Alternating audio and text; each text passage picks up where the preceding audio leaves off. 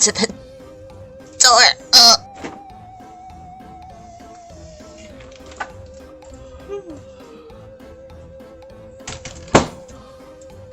Zed? Yeah. Well, I just came out here to water the plants. But Zed, where have you been? I haven't seen you since Halloween. What do you have to say for yourself? Too much candy.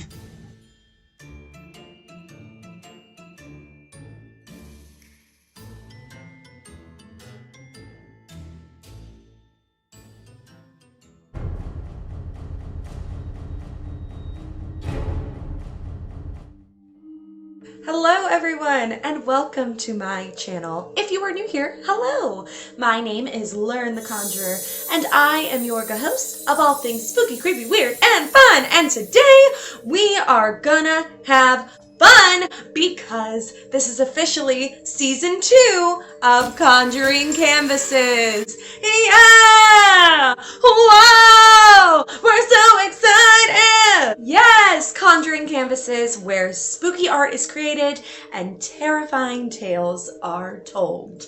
We haven't done one of these since Halloween, so it's really exciting to be back, and I hope that you guys enjoy an all new season of spooky stuff. So if you haven't seen an episode of Conjuring Canvases before, essentially what happens is I pick a paranormal topic that otherwise I choose or someone suggests, and I go and I paint my best rendition of it. Now, either I'm going to paint my best rendition of it because of inspirational stories I've heard before, or it's going to be something that I experienced. So in this case today, this is actually something that I'm painting that I have personally seen. Well, let me tell you what today's topic is about. Today's episode's topic covers nightmares. Behind me is the start of a painting that I will be finishing up today. As usual, this segment is based off of Robert Welsh's Ghost Stories and Makeup Mondays. I highly recommend you checking out his channel. He gave me a lot of inspiration and he is absolutely wonderful. So recommend checking him out. And I will have his channel information linked down below. Also, for every episode, I like to dress to the theme, and with nightmares, I was like, well, I don't want to be a nightmare. I want to be like fun. Because no one wants to look at a nightmare for 30 minutes, right? So I decided to dress as maybe me just going to sleep and then having a nightmare and waking up. Oh no, where am I? What happened? And kind of unintentionally, I dressed very Parisian, so let's go with it. Before we begin, let me go ahead and lay out that dreaded disclaimer. I am not an expert at anything I am talking about, nor am I an expert in art. I really am doing this for the love of the fun and the spook, and I have a feeling that you watching believe in the same thing. So, I hope you enjoy what I bring today, and I hope that we can have some shared terrifying tales together. Before we begin, let me go ahead and lay out that dreaded disclaimer. I am not an expert at anything I am talking about, nor am I an expert in art. I really am doing this for the love of the fun and the spook, and I have a feeling that you watching believe in the same thing. So, I hope you enjoy what I bring today, and I hope that we can have some shared terrifying tales together. And for those of you that are asking, let's bring them back, shall we? Everyone say, hi, Zed! Alright, yeah, it's great to be back! Yes, indeed. After a very long hiatus of eating too much candy, Zed is back, helping us with the office administrator part of Conjuring Canvases. That's right, Learn. As office administrator, I am the one dealing with all of the emails. So if you have a spooky story that you want to share with us, email us at conjuringcanvases@gmail.com. That was perfect, Zed. Thank you so much for reassuming the emails and all of the spooky stories. Yeah, whatever you need. Can I go take a nap now? Of course you can. Actually, let me know if you have a nightmare, and then that way we can share it with everyone. I don't say this often, but you're weird. Okay, everyone, let's say goodbye, Zed! Uh-oh. Help me! Got the paints laid out. So let's talk about nightmares. So what is a nightmare? I'm sure you already know, but let's just define it, shall we? So scientifically defined, a nightmare is a frightening dream that often occurs during your REM cycle, and typically they occur with children under the age of 10, but also can commonly occur in teens and adults. So basically, everybody can have a nightmare.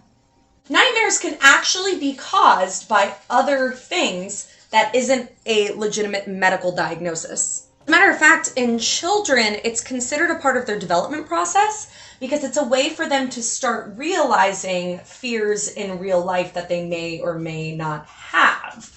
Perhaps ones that they haven't recognized before, actually dreaming of it in a terrifying way. Oftentimes, in that case, nightmares are caused by things like scary movies or scary books, or even having something negative like trauma that occurred in their lives, or, someone telling them something and then just manifesting it in their REM cycle. I'll explain a little bit further what I'm doing in the painting, but for now what I'm doing is I'm painting the background of what's supposed to be actually a sunny day, but I'll explain why it's not sunny when I talk about my own nightmare.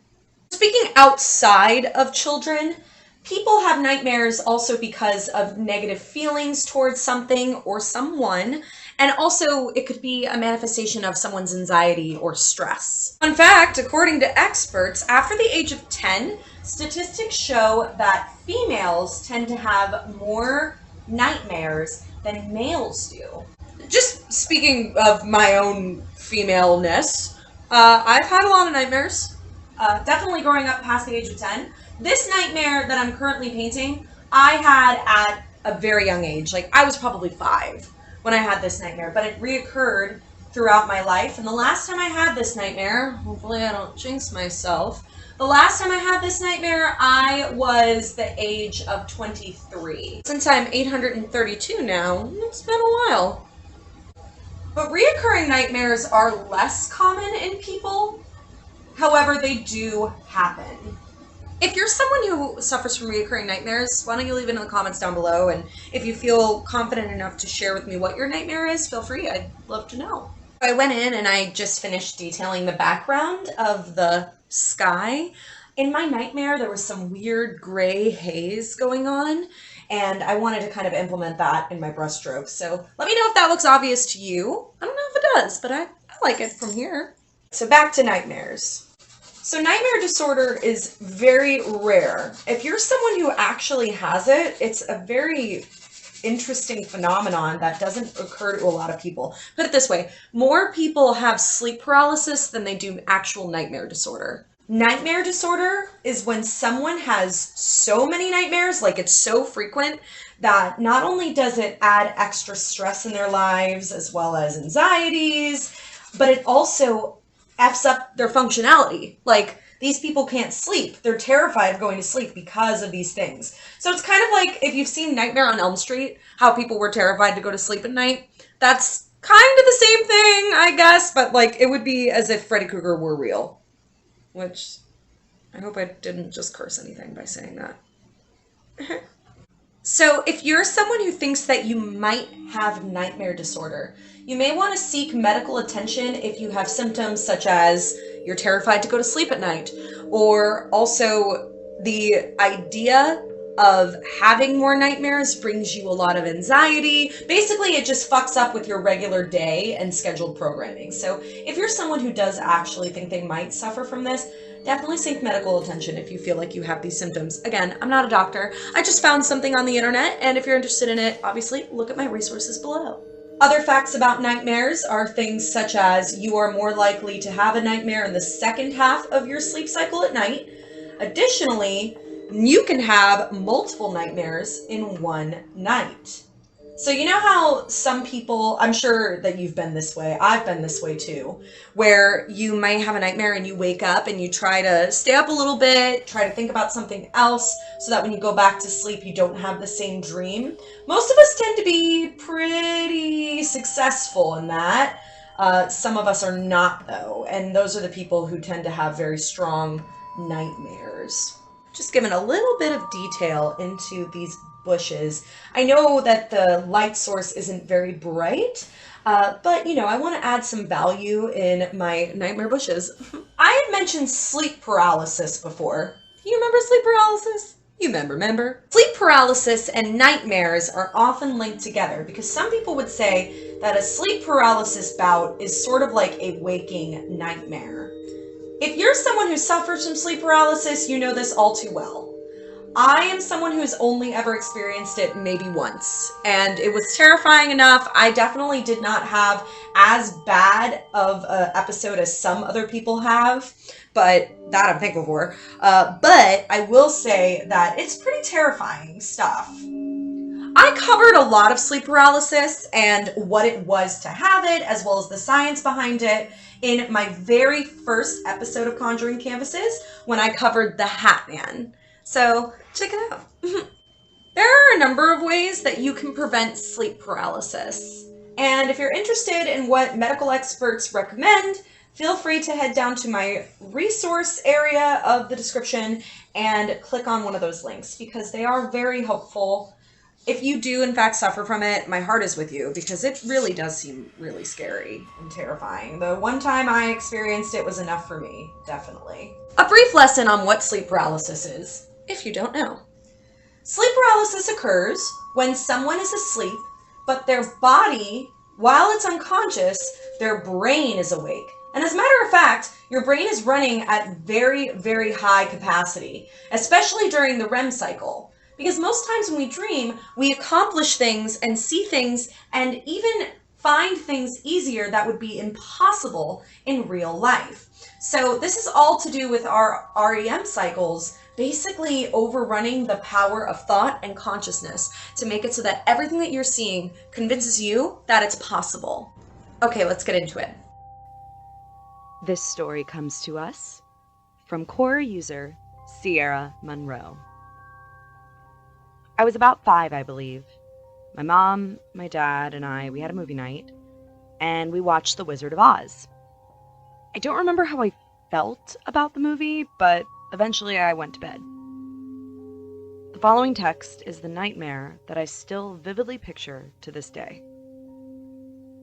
I was at our local park, swinging on the swing set. It was my favorite part of going to the park, and I could easily spend an hour or more just swinging.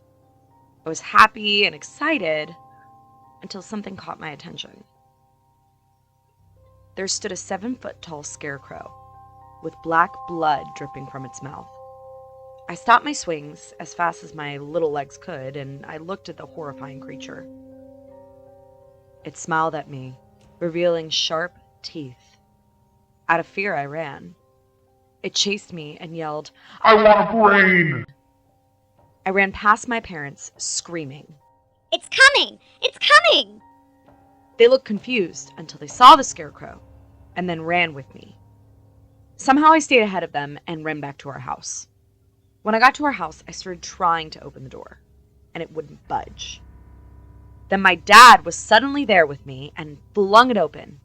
We rushed inside, and he slammed it closed, locking it behind him. He leaned against the door to ensure nothing could push it open. But then my mom got to the house. She was pounding on the door, begging us to let her in. My dad wouldn't risk opening the door. So I frantically screamed at her to climb through the window. The window was barely big enough for me to climb through, so she didn't even try. Eventually, I saw the scarecrow in the distance, getting closer by the second.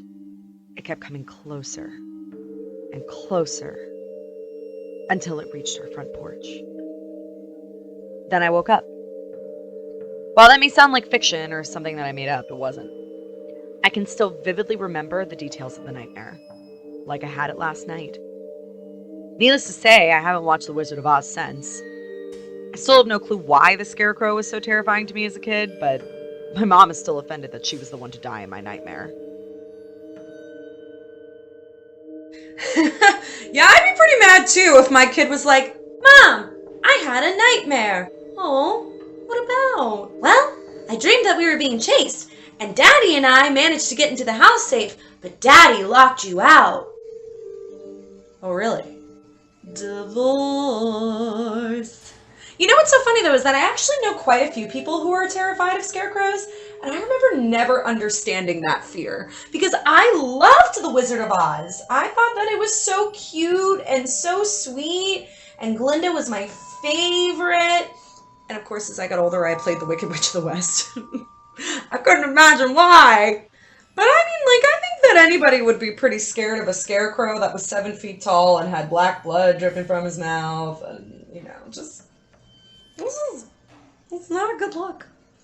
I know that that's not like the scariest thing that anyone would ever imagine seeing in their nightmares, but when you are a kid, especially, and a movie that's so innocent turns not in your face, that's a lot. That's a lot to try to come back from. Did anyone ever have a kids movie that gave them nightmares? I just want to know. If a kids movie gave you nightmares, can you let me know? Let's get to nightmare number 2. I've just finished all the asphalt. I'm kind of okay with it. To be honest with you, I'm trying to make the entire painting more of like a blur, for lack of a better way to describe it, dreamy look. Because I really remember seeing, and I have always seen him in such a weird haze that I feel like the majority of everything that surrounds him should probably be in that way. Anyway, nightmare number 2. This story comes to us from Quora user Anonymous. My worst nightmare made me realize how much I love my family, and I would never be able to live happily without them. That night after sleeping, I woke up and I was out of my house wishing my family goodbye. After that, I turned the corner on the street, and the first thing I know, I was being kidnapped by 3 dark-dressed strong muscle men. The next thing I know, I was in a black, small room, and there were cameras in one corner of the room. They were watching me. I turned towards the wall that I was leaning onto. It was full of family and friends pictures. My family and friends. Every single person that I knew. How did these kidnappers have these pictures? I had them locked in my locker. I can't understand any of this. And then on the next wall, suddenly some words appear. And you have none. I don't have my family or friends anymore. I don't have any of them. I don't have one in this world. How am I ever going to live without the people I knew, I loved? Then I was in a wooden box. My hands and legs were tied and attached to this wood box with screws. I wasn't able to move even an inch, and I was crying already, and then a red board inside the box started to glow. Something was written on it. I wasn't able to read it at first because of the blurriness of my tears, but it read, Scream. A sharp, rod-like thing made its way through the wooden wall in front of me, and the rod was ready to go through my hand next. And it did. I screamed at the top of my lungs. Again, that scream board started to glow, and another rod entered the box below the first one and went through my hand again, making a big wound just like the one before. And then again, first the scream board began to glow. I thought if this had indicated that I didn't scream, they'd stop. What's wrong in trying, right? I pressed my lips together as hard as I could as the third rod went through and stopped just before hitting my hand. It worked. Now I was behind a glass wall, and in front of me was a girl standing, one of my friends. But not just my friend, an innocent. One of the kidnappers entered the room that my friend was in. He had a big, heavy rod in his hand. A voice on my side of the wall said, Whatever happens to the girl is because of you. and with that, the guy started hitting the girl to death with his rod. I was yelling and beating on the glass wall in front of me with my fists. She's dead because of me. The glass wall turned into a mirror. There was blood on the wall. I beat the wall with full energy, which made my hands bleed. And then I woke up, still in my bed, thinking, God, none of it was real. I don't want a life without family and friends. I don't want to live alone. I don't want someone's death to be blamed on me. This nightmare made me realize my worst fears.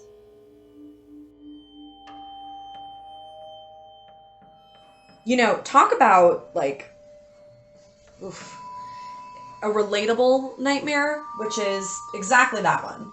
You know, you wake up one day and these strange people who you don't know come and basically invade your space and take you away in, like, not a nice way either. And all of a sudden you don't have anything anymore and you're alone in the world and no one cares about you and everything is all your fault. I mean, like, that I think is a very good example of what the research was telling us earlier about how people's manifestations of their real life stresses and anxieties can easily come through in nightmares. And I definitely think that this nightmare that we just listened to is an example of that. And you know, whether or not you believe that nightmares are caused by your own insecurities or anxieties or whatever it might be, I think everybody can, or for the most part, most people can relate to that fear of being alone and it truly coming into your life. I mean, I, for one, know that one of my greatest fears, because, you know, I had asked you all what scares you the most, and one of my greatest fears has always been being alone. Because I am someone who's always adored people. I enjoy the idea of meeting others and learning from others, and to have a reality of everything that you know, care for, and love is gone.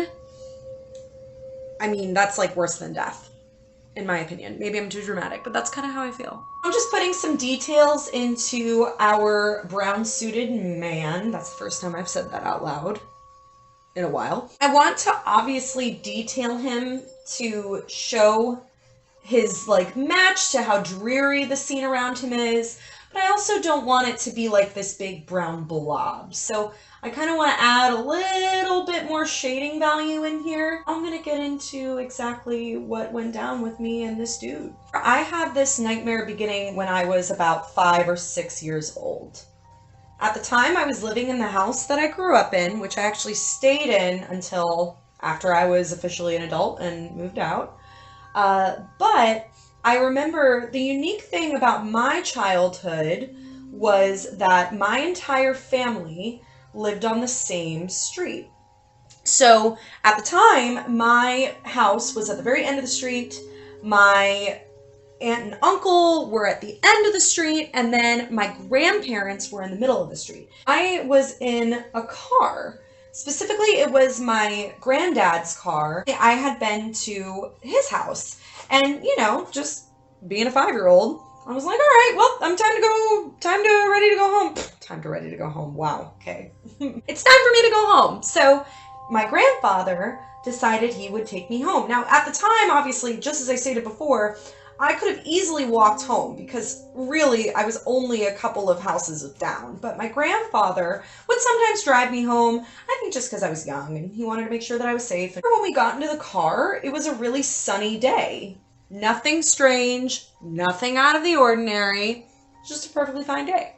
So we get into the car and we're driving to my house, and all of a sudden in the distance, I begin to see a man, and he's wearing a big brown suit. The thing that was kind of peculiar about this man was that he not only was standing in the middle of the road, like literally in the middle of the road, but he was so large. Like, he was just this, like, big giant man standing in the middle of the road. And what I'll never forget was the fact that he had these huge shoulders. Like, his head it seemed like it was like almost a little too small for his own body, right? So here you are. This is what I was kind of seeing. Obviously, my grandfather and I, in the dream, we see this man standing in the middle of the road. And I remember my grandpa and I were, like, feverishly yelling at this man to get out of the way. I mean, like, we weren't speeding down the road, but, like, you know, dude, get out of the road, right? Now, this man, despite him being huge, he did have a couple of regular factors about him, which was that he had some blonde hair. Now, the blonde hair was kind of wisping in the wind, because, you know, we're outside, and it was kind of thin, like a little straggly. It almost reminded me of like someone who I had seen before's hair. And you know, they say in your dreams that you can't just like manifest something out of nowhere, that you've seen something like it before. However, as we got closer to him, we started to realize that there was a strange haze that surrounded this man. And it seemed like it got deeper and deeper as we got closer to him. We started to notice that the little bits of skin that we could see, i.e. his hands, were entirely gray. So weird. Like, it wasn't like he was wearing gloves, it was just that his hands were gray.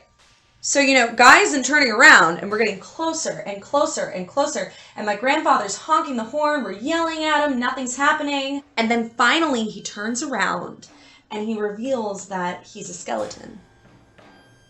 I just got chills when I said that, and I'm getting chills right now. Yeah, so he didn't have a face. And I remember seeing it, and like in my dream, his face overtook the entirety of my vision, and I could hear his laugh. And anyway, I remember waking up and telling my mom about it. She told me it was just a nightmare, not to worry. And it stuck with me so hard that the next night I had a really tough time trying to get to sleep. Fast forward several years later, I have another dream where he shows up, and this time it's just out of the clear blue sky. I was having a dream where I was with my friends and we were all out watching a movie, and I went to go use the restroom, and when I turned the corner, he was there. In the same way. Back turned to me, same hair, same weird skin, and then he turns around when I get closer and he's a skeleton again. Same exact thing, right? Now, I don't remember there being any weird events going on in my life to have triggered something like that. I'd like to err on the side of logic in this case, where something clearly must have happened to me to make me think this way, but I can't for the life of me remember anything that would trigger it. So that was the second time I saw him. The third time that I saw him, which was the most recent time, the last time I saw him, was I remember being at school and I was alone in the hallway and I was on my way to whatever class, and just like this, the sky got really dark and I turned a corner and I saw him, but this time he didn't have his back turned to me. He was actually facing me and I could see his skeletal face, and then in a blink of an eye, he like lunged at me and I woke back up. I really don't know what this dream means. I looked up quite a few dream books and dream sayings to just kind of get a few different theories.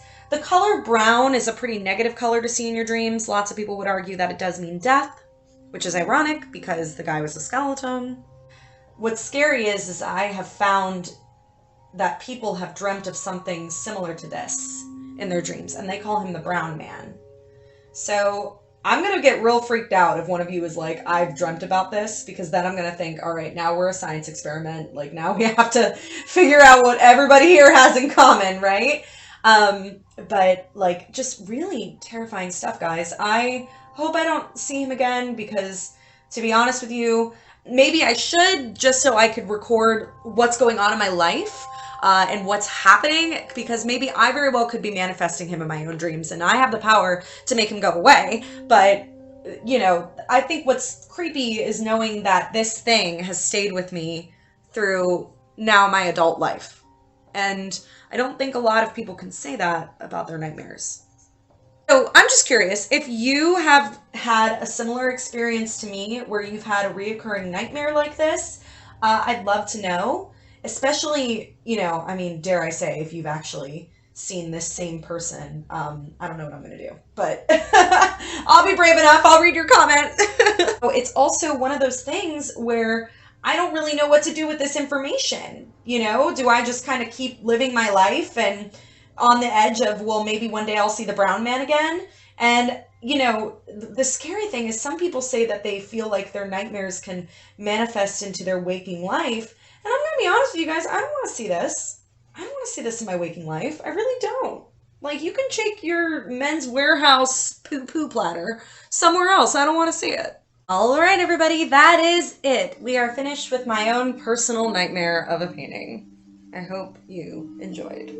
I'm still looking for some more fears, so if you have any ideas for future topics, feel free to leave them in the comments down below. Thank you again so much for watching and enjoying, and I hope that we all can fight our nightmares together. If you like this video, please consider liking as well as subscribing to my channel for more spooky, fun content.